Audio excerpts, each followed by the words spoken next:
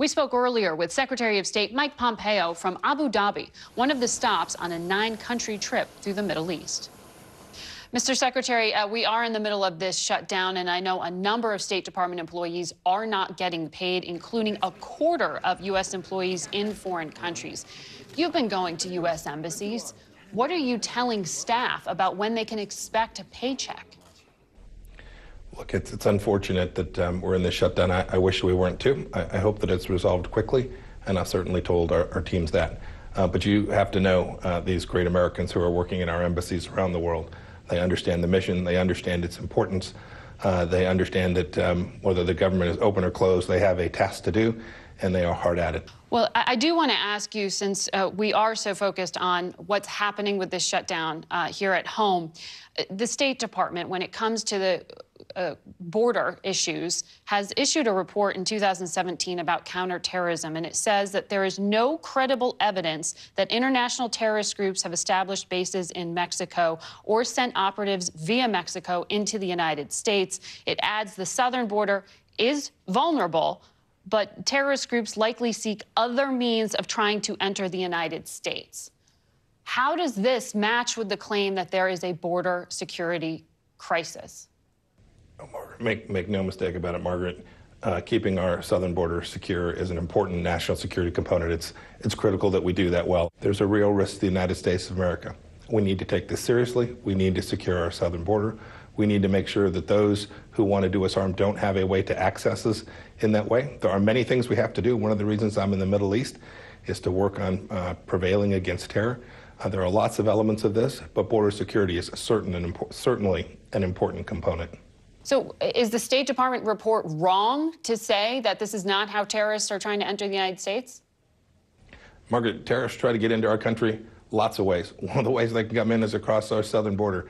What you saw was an unclassified report. Make no mistake about it, terrorists will always find the weakest link, and we need to make sure that the weakest link in our national security is on our southern border. I want to get to your trip through the Middle East, but I first want to ask you about this New York Times report that says right after President Trump fired former FBI Director James Comey, the FBI began investigating whether President Trump himself was a potential threat to national security and whether he'd been working for Russia or unintentionally influenced by Moscow. What is your reaction to this? I'm not going to comment on New York Times stories, but I'll certainly say this, that the notion that President Trump is a threat to American national security is absolutely ludicrous. Just to clarify, since you were CIA director, did you have any idea that this investigation was happening? Margaret, I've answered this question repeatedly, indeed, on your show. The idea that's contained in the New York Times story that President Trump was a threat to American national security is silly on its face and not worthy of a response. One of the reasons you're in the Middle East is to reassure and explain to some of our allies what the U.S. policy in Syria is. So I'd like you to do that for us today, because the Pentagon announced yesterday that it actually has begun its withdrawal from Syria. Yet the U.S. National Security Advisor, John Bolton, said that wouldn't happen until two things. One, the U.S. defeated ISIS, and two, Turkey assured us it wouldn't go after our Kurdish allies. Have those two conditions been met? Margaret, the president's guidance is incredibly clear. The roughly 2,000 uniformed soldiers that are in Syria today are going to be withdrawn. That activity is underway.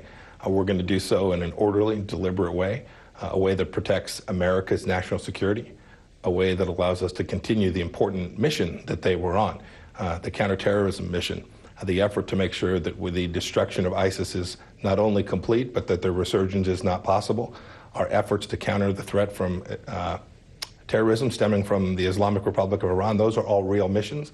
The tactical change we've made and the withdrawal of those 2,000 troops is just that, a tactical change. Mission remains the same. So has Turkey's president promised you not to attack our Kurdish allies? Yeah, look, when President Erdogan and President Trump spoke, they talked about this issue. The Turks have made clear that they understand that there are folks down in Syria that have their rights. We also want to make sure that those in Syria aren't attacking, terrorists aren't attacking Turkey from Syria. We're fully engaged, Ambassador Jeffries, and fully engaged in conversations with the Turks as well as with the SDF in Syria, to make sure that we accomplish all of those missions. We can do each of those things, Margaret. The SDF among some of the fighters that we were talking about, Kurdish allies there, just to explain for our audience. That's right. I want to ask you here, though, because you know as a diplomat, the threat of credible use of military force is what gives you power at the negotiating table. How does taking out U.S. troops from Syria get you any closer to expelling Iran? Margaret, the United States of America can project military power from lots of places in the world. The absence of a couple thousand soldiers on the ground in Syria in no way materially diminishes the capacity of the United States of America and our amazing armed forces to deliver American power to accomplish our objectives anywhere in the world. That certainly includes in Syria. It certainly includes into Iran, if need be. We still have those tools. American diplomats still have that leverage and that power standing behind them. I'm very confident in our military capabilities here in the Middle East. So by that, are you saying that having U.S. troops in nearby Iraq will fill any kind of vacuum left by pulling out of Syria? Margaret, we have lots of tools in the arsenal. I was out visiting some amazing warriors out at NAVCENT yesterday in Bahrain. We have an enormous amount of American military capacity. Our ability to achieve what we need to do militarily is there. My task as America's Secretary of State is to make sure that we don't have to use that tool, that we get the diplomatic outcomes to secure the Middle East and keep it stable and protect the American people as well. When it comes to Iran, the Trump administration has taken some confrontational tactics here, pulling out of the nuclear accord, saying that Iranian threats would be matched here. But we saw this week another American, a Navy vet, Michael White, has been behind Iranian bars since July. So the Trump administration is not stopping Iran from taking Americans hostage. What is happening with this American? This administration is proud of the work that we've done to get Americans released all across the world. With respect to the Michael White case in particular, I can't say much. It's an ongoing consular matter. But the American people should know we take the security of every American, wherever they are traveling in the world, as one of our foremost priorities. We will continue to work to get each of them back. And your point about the Islamic Republic of Iran is spot on. It's why the JCPOA was such a horrible idea. Many Americans are being held there today that were taken by the Iranian regime. These are a group of people who are among the worst terrorists in the world and who have the least respect for human rights in the world. And it's why this administration has taken the very hard line you just described against Iran. Is the Trump administration open to a prisoner swap with Iran? I'm not going to talk about something like that. Well, I ask you because Michael White's mother spoke to CBS, and she said she would like the administration to negotiate for her son. She said, "What is a human life worth? I would like the U.S. to negotiate. I want him home." What can you tell her you're doing to bring her son home? I have great sympathy for the families of those Americans who are wrongfully detained all across the world. And we do everything we can every day to get their return. We use our diplomatic tools in every corner of the world to reach out to these places to get these young men and women home. We're intent to do that in Iran. We're intent to do that all across the world. We take this obligation as a solemn one, and this administration's had quite a few successes. I hope we have more. Potentially open to negotiations then? We're using every tool that we have in our arsenal to get these Americans back home, wherever we find them. Ambassador Bolton said the next summit with Kim Jong-un would be in January or February. We're in that window. When will we see President Trump sit down with the North Korean leader? We're working out the details, Margaret. You'll be among the first to know. I know, sir, you're at the end of this trip. You will be headed to Saudi Arabia. It has been about 100 days since Washington Post journalist Jamal Khashoggi was brutally murdered.